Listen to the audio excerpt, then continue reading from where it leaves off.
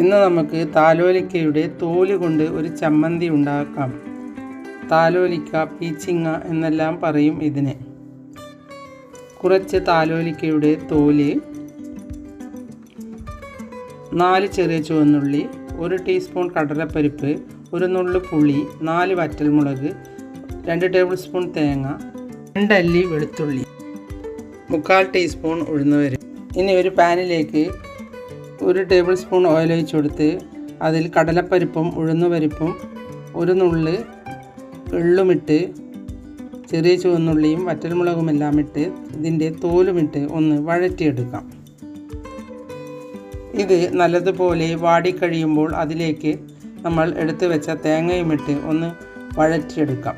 ഇനി ആവശ്യത്തിനുള്ള ഉപ്പും 2 ടേബിൾ സ്പൂൺ വെള്ളവും ഒഴിച്ച് ഒന്ന് നല്ലതുപോലെ അരച്ചെടുക്കാം. കടുകും കറിവേപ്പിലയും വറുത്ത്